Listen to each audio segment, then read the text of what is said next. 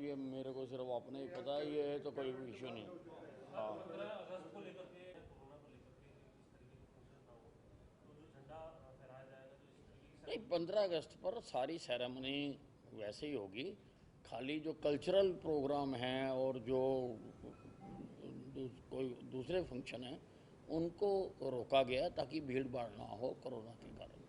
Public सुरक्षा को को आगे। लेकर के किस तरह से कोई ब्रीफ किया है आपने, क्योंकि लगातार धमकियां जो मिल नहीं, रही हैं। पूरी तरह से प्रशासन ने सब जगह पर अपना अलर्ट पर है और चौकस है। सारे हरियाणा में चौकसी बढ़ा दी गई है। साहब आपने आपने छुट्टी ली है, क्या वजह? मतलब एक तो कहाँ पे जो है आप ध्वज सफेद नहीं कराएंगे? नहीं, आप जानते हैं मेरा एक्सीडेंट हुआ है, मेरी टांग टूटी हुई है और मेरे लिए मुश्किल था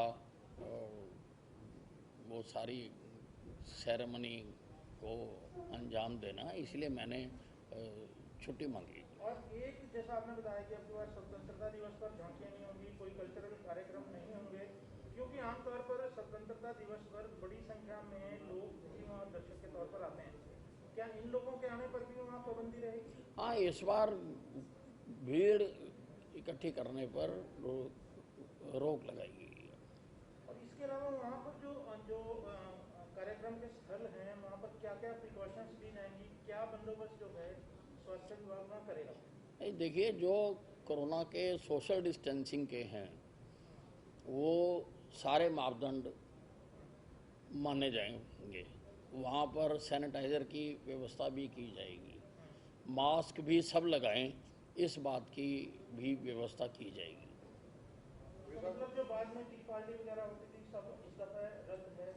कभी नहीं करते थे। खालिस्तान के कुछ वर्गों ने जिस प्रकार से लाल किले को लेकर धमकी दे रखी है, इस मामले पर हरियाणा में सुरक्षा व्यवस्था कैसी रहेगी? हरियाणा में सुरक्षा व्यवस्था का पूरी तरह से अलर्ट पर है। पूरी तरह से सारे डिपार्टमेंट को चौकस रखा हुआ है और पूरी निगाह रखी जा रही है। सर, जो ये पन्नू की जो कॉल आती थी इंटरनेशनल नंबर से, उस पर आपने कार्रवाई के लिए बात की है, क्या उसमें कुछ फाइंडिंग्स निकल करके आई हैं? नहीं, उसके 2 FIR दर्ज कर दी थी, एक कुरुक्षेत्र में और एक भौंसी में, और उनकी आगे जांच हो रही है। जिन नंबरों से आते थे वो नंबर ब्लॉक कर दिए गए थे और उसके काल का कहीं पर कोई भी वो आगे किसी ने उसको सीरियसली नहीं लिया। अब फिर से कॉल आने लगी है इंटरनेशनल नंबर से, नए नंबरों से, और ये कहा जा रहा है कि जो खालिस्तान को लेकर के अब झंडे जो फहराएंगे खालिस्तान के, उन लोगों को उनकी तरफ से रिवॉर्ड किया जाएगा, नाम दिया जाएगा। ये कोई पन्नू की कॉल है इस पर?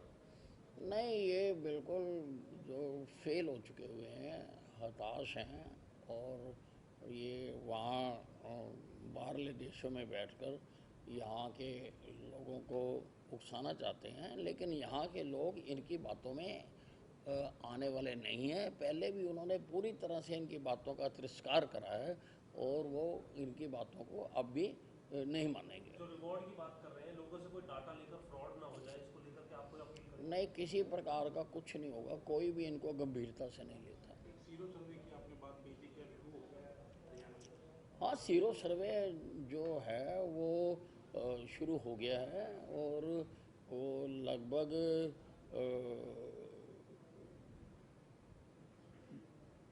21,000 लोगों का वो सर्वे लिया जाएगा। वो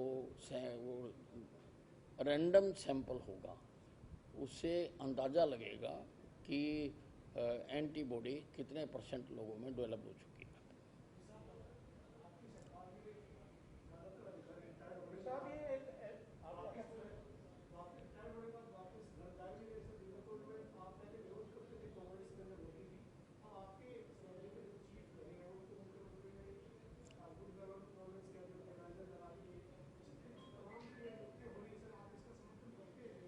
जब कांग्रेस की सरकार थी तो आपके ही नेता और आप भी शामिल थे, गवर्नर को ज्ञापन देकर के आए थे रामविलास जी के नेतृत्व में। नहीं, मैं कोई कमेंट नहीं देना चाहता हूँ। SYA के मामले में सर SYL के मामले में सुप्रीम कोर्ट ने जो कहा है वो उस पर अमल करेंगे। अगर कोई नतीजा निकलेगा तो ठीक है, नहीं तो सुप्रीम कोर्ट फिर फैसला कर देगा। सर 2 हफ्ते का वक्त दिया था, 29 जुलाई को SYL पर दोनों मुख्यमंत्रियों को बैठने का, इसका हल निकालने का। अभी तक वो बैठक नहीं हुई, वक्त हो चुका है। तो उम्मीद है कि सुप्रीम कोर्ट हरियाणा के हाथ में जो फैसला है उसे लागू करवाए। नहीं, हम बिल्कुल इस उम्मीद के साथ हैं कि सुप्रीम कोर्ट हमारे हक में फैसला देगा। हम पहले भी हमारे हक में आया हुआ है, अब उसकी इम्प्लीमेंटेशन की बात है और हमें पूरी उम्मीद है कि जब भी सुप्रीम कोर्ट करेगा हमारे हक में फैसला करेगा। लगातार विपक्ष जो है वो ये कह रहा है कि होम मिनिस्टर और डिप्टी सीएम में शराब घोटाले को लेकर तनातनी है, क्या कहेंगे? मेरा दुष्यंत चौटाला से किसी प्रकार का कोई मतभेद नहीं। मैंने कभी भी उनकी किसी भी कार्यप्रणाली पर कोई टिप्पणी नहीं की है। जहां तक SCT की बात है, मैंने जहां मेरे डिपार्टमेंट के खिलाफ कोई बात थी उसको भी मेंशन किया, जहां पर एक्साइज डिपार्टमेंट के बारे में कोई बात थी उसको भी मेंशन किया। और वो मेरे शब्द नहीं थे, जो SCT ने लिखा मैंने वो बताया। किसी भी प्रकार से बहुत अच्छा मेरा उनके साथ मित्रता है और मेरा उनके साथ कोई मतभेद नहीं। आज कांग्रेस ने पूरे प्रदेश में जिला मुख्यालयों पर प्रदर्शन किया है प्रदेश में हो रहे घोटालों को लेकर के। कांग्रेस के नेताओं का कहना है कि हर रोज हर 15 दिन के अंदर प्रदेश में एक घोटाला है। विपक्ष का काम है धरने जुलूस करना, तो थोड़ा बहुत निकले ना सड़कों पे, धूप पे। थोड़ी सारी जिंदगी एयर कंडीशन कमरों में बिताई है, थोड़ी धूल भी फांके, अच्छी बात है।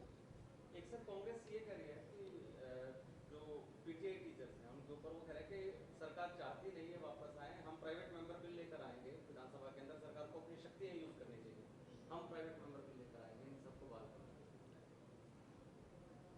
नहीं, देखिए ऐसे इस प्रकार के तो कांग्रेस कई लोगों को लॉलीपॉप देती रहती है और कांग्रेस राष्ट्रीय स्तर पर भी प्रदेश स्तर पर भी लोगों को भ्रमित करने का काम करती है। और इन्होंने शायद कोई इंस्टीट्यूट खोल लिया है जहाँ पे इनके नेताओं को लोगों को भ्रमित कैसे करना है उसकी डिग्री दी जाती है। तो उसी प्रकार से हुड्डा साहब कर रहे हैं। इन्होंने अपने टाइम में कौन से कर्मचारियों का भला किया बताएं ये पहले। राजस्थान में जिस तरह से सचिन पायलट यू टर्न हुआ है और वापस गलों शिमला में चले गए, कैसे देखते हैं सारे घटनाक्रम? देखिए, टूटना और फिर यू टर्न लेना, ये जो कांग्रेस की रैंक एंड फाइल है उसका अपने केंद्रीय नेतृत्व से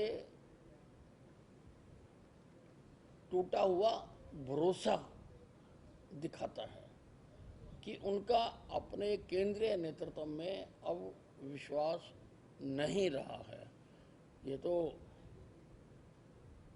रहमन धागा प्रेम का मत खींचो चटकाए, टूटे तो फिर ना जुड़े, जुड़े गांठ पड़ जाए। ये अब इतने गांठ पड़ चुकी है, इतना कुछ एक दूसरे के बारे में कह चुके हैं, अब किन परिस्थितियों में दोबारा इकट्ठे हो गए और कितने दिन इकट्ठे रहेंगे ये तो आने वाला समय बताएगा।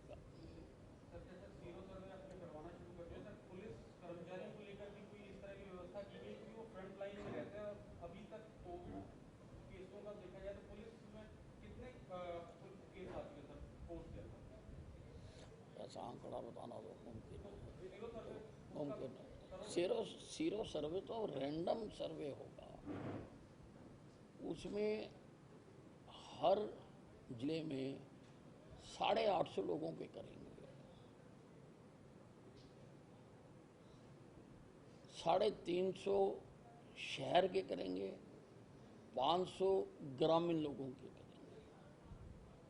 गांवों में भी हम उनको क्लस्टर में बांटेंगे, उन क्लस्टरों में से घरों में बांटेंगे और उन घरों से जाके करेंगे, ताकि उसका जो आंकलन आए उससे बिल्कुल ठीक नतीजा निकाला जा सके। मेरा एससीटी को लेकर सवाल है, ये अधिकारियों ने क्या ऐसी रिपोर्ट दे दी कि उसकी फिर पुनर्मूल्यांकन के लिए जो मुख्य सचिव को देखना पड़ रहा है, कोई ऐसा बड़ा क्लास किया उसमें? आप उचित नहीं, एससीटी की बिल्कुल ठीक दिशा में चल रही है। मुख्यमंत्री जी भी उसको कह चुके हैं बार बार। मुख्यमंत्री जी ने उसको कार्रवाई के लिए चीफ सेक्रेटरी को भेज दिया और ये आगे अब चीफ सेक्रेटरी महोदय उसके ऊपर कार्रवाई करेंगे। तो माने कि विजिलेंस की जो मांग थी, आपकी सिफारिश थी, वो दरकिनार हो गई? नहीं, किसने का दरकिनार हो गई? मुख्यमंत्री जी ने एससीटी की रिपोर्ट के ऊपर कार्रवाई करने के लिए जो चीफ सेक्रेटरी को भेज दिया और वो चीफ सेक्रेटरी को ही जाती है। कार्रवाई तो चीफ सेक्रेटरी ने ही करनी है।